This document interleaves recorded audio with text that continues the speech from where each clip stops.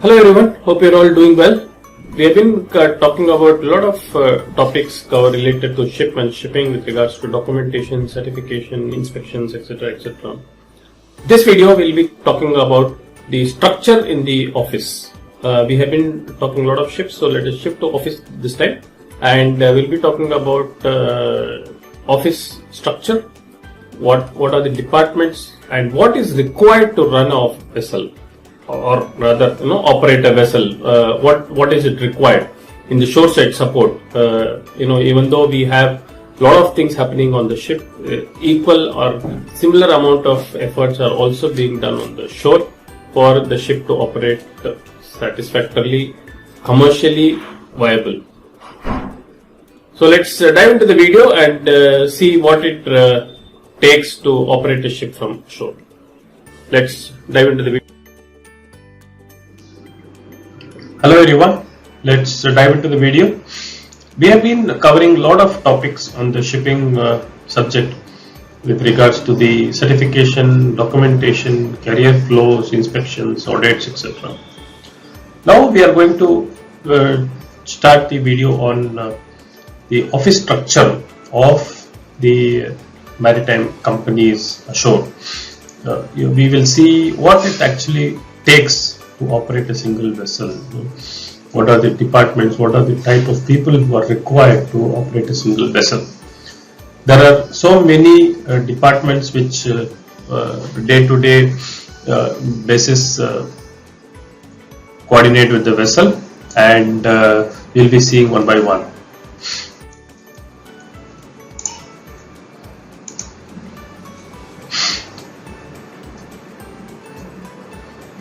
This we can consider our ship, where we need to operate this vessel commercially viably, and to all the safety regulations and conditions.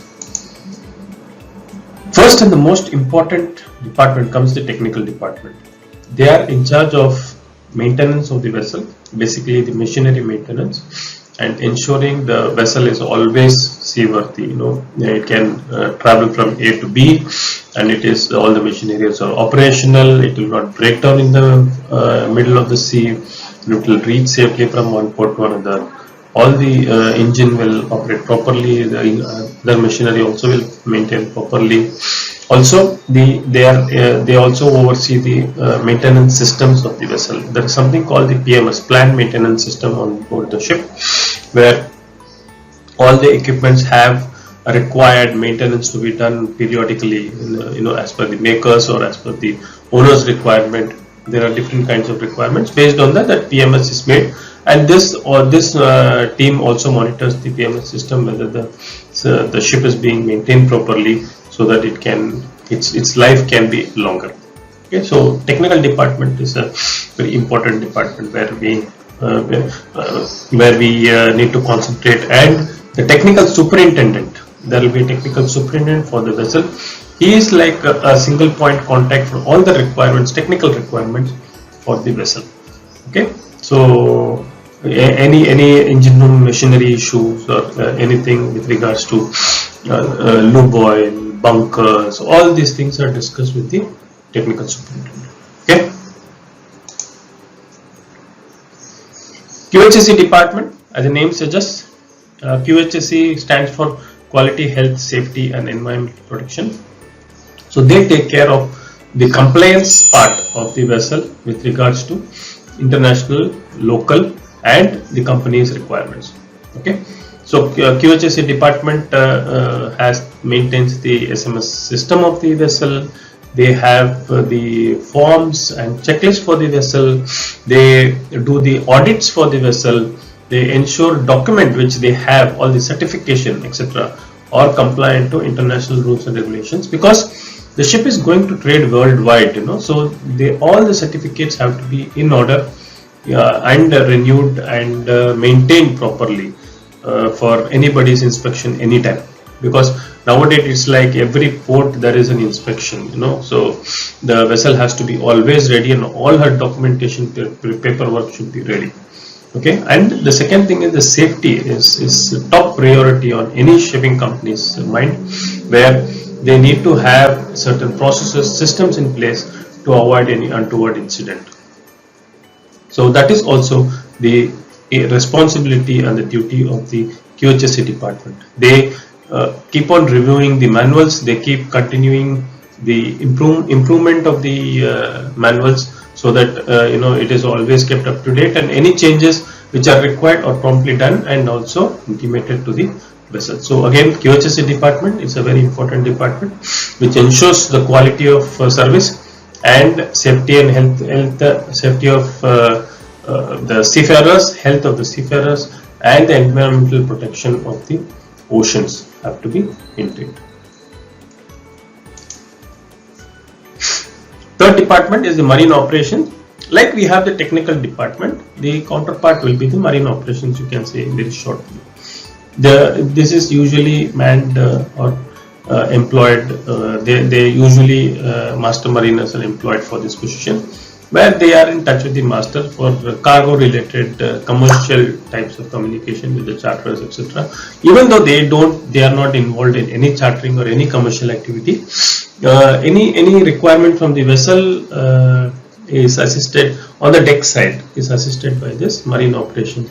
And also is there if there is any inspections like vetting or anything related to commercial interest, then marine operation superintendent takes over and he oversees the vessel's preparation and ensures availability and fitness for clearing all the inspections. Okay. Commercial. Most of the companies who are only the technical managers will not have this department. Some owners also, some only might have the commercial department, and others it's all outsourced basically, mostly. So the commercial department, as the name suggests, they talk about the cargo, they plan, they put up the vessel for charter, they discuss all the charter party the points, then they also decide which port she can go and which port where they don't want to trade. For example, there can be international sanctions on trading in some areas, so all these points are checked by this commercial team, where they ensure the vessel is always employed. That is the most important thing. The charter party, everything else, this all comes secondary. First, their primary aim should be the vessel is always employed safely and profitably. Okay, there are two criteria that there are so many clauses in the shipping, the charter party, where where she can go, where she cannot go, as I mentioned before. So the commercial people will ensure the vessel is always employed. Okay, so that's their main purpose being there. Purchase of the procurement department, they ensure, as the name suggests, they purchase stuff for the vessel, like stores and spares, and you have mooring ropes, hand gloves, etc. These are all coming under stores. Machinery which require continuous or regular maintenance, they would need spares to be replenished during the overhauls. So those spares and any breakdown spares, there are a lot of spares which will be required for the vessel's operation. And stores, of course, you will have paints, you will have deck stores, you will have engine stores. All this will be coming under the stores. So they ensure all the stores and spares are supplied in time. They are not very much delayed from the date of ordering and actually going on board and after approval. And also they ensure, they check the vendors, they are interact with the vendors, they take proper quotations, and then they ensure the cost of the procurement process itself is kept to the minimum to maximize the profit of the owner of the ship management company. Okay. Crewing department, again, this I think most of the seafarers or non-seafarers also who are planning to join will surely know this. This is the department where all the seafarers deal with them. They are in charge of keeping the ship safely manned at all times. Okay? That is the one-line answer if you want to know what does the crewing department do. Their responsibility is to keep the vessel manned at all times with proper certified and competent seafarers. Okay, they have the planners, they have to sign off on the correct time. Any grievances from the crew, seafarers, they have to deal with them, they have to plan the seafarers who require special requirements. There can be some NRE requirements, there can be some medical requirements. So all these things will be taken care by the crewing department. Training. This training department will be basically for the value-added courses. As we have discussed in a previous video, there are different types of training, starting from the basic, then we have the vessel type, then we have the vessel specific trainings, plus the value-added service, value-added training. So this training department will ensure all the seafarers are completing the value-added training as per the company's metrics. Okay, all the other basic courses will already been done by the seafarers from the administration approved institutes, but there will be some courses which are very specific to the company which you are joining. Hence, they will have some courses which you need to do, that called the value-added courses. So this training department ensures it is properly conducted and all the seafarers are trained before they go on the ship. Legal department is a very important department nowadays because they have to deal with a lot of legal issues if it's a big company, and there can be a lot of cost related legal requirements which the legal people who are there in the office should be able to deal with. For example, there is a problem in the charter party clause, and if there is a commercial claim. So these are all very legal kind of agreement. So this legal department will be able to decipher what is the requirement and what we have complied and what not complied, and would be helpful for the management to take a call. Also, this department will handle with grievances of seafarers. If there is any monetary related grievances which cannot be dealt with the crewing department beyond, and if he has put some legal court or legal case or something, then this legal department pitches in and they take care of the court cases, whatever whether it is amicable or people will be able to give or something like that. So at least it comes to a final closure sort of thing. Okay. Accounts, most important department. They give us the salaries. Okay, so they give the salaries for the seafarers on board and for the office of their common department, where some people look after the corporate accounting, some people look after the ship's accounting. Okay, so ship's accounting, all the portage bill are made, where reimbursement claims are done, any deductions or all those things will be mentioned in the agreement, and the same thing reflects in the portage bill for the month and for the number of days if the seafarer is signing off. So the accounts department helps in their disbursement of all the salaries of the office staff and the ship staff.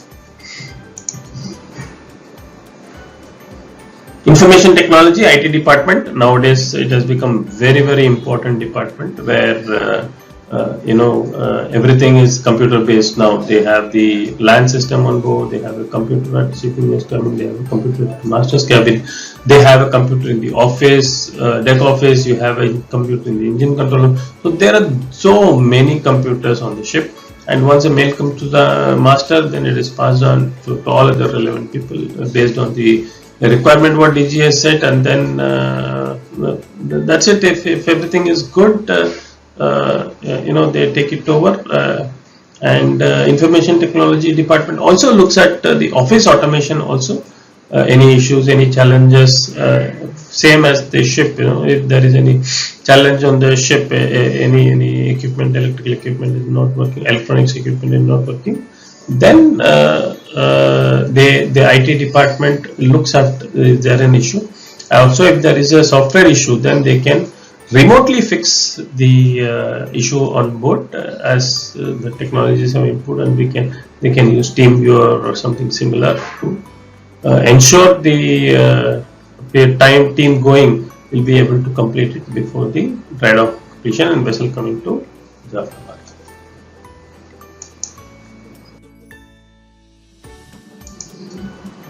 That's it. Thank you so much for watching. I think it was a very informative video where most of the people, or at least what I have seen, are not very clear on what is it.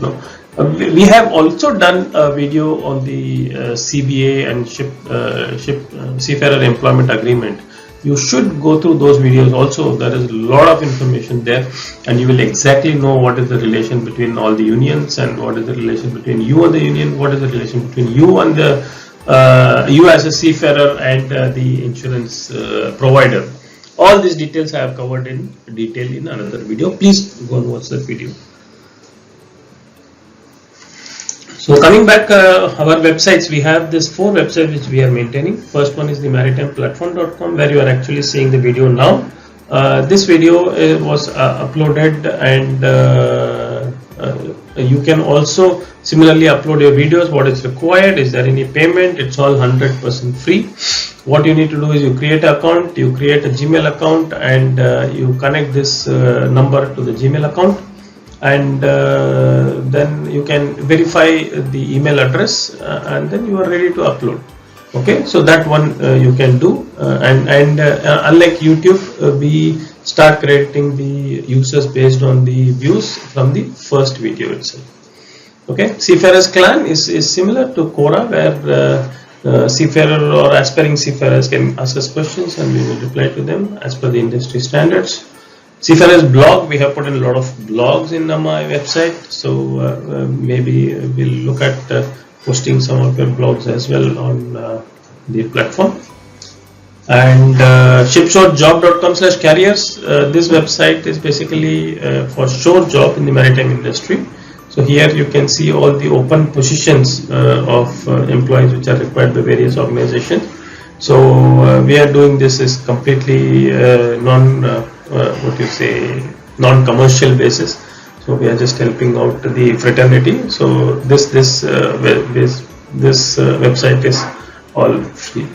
Yeah, and we also have the social handles as below, Maritime PFM, and we have a LinkedIn, Facebook, and an Instagram.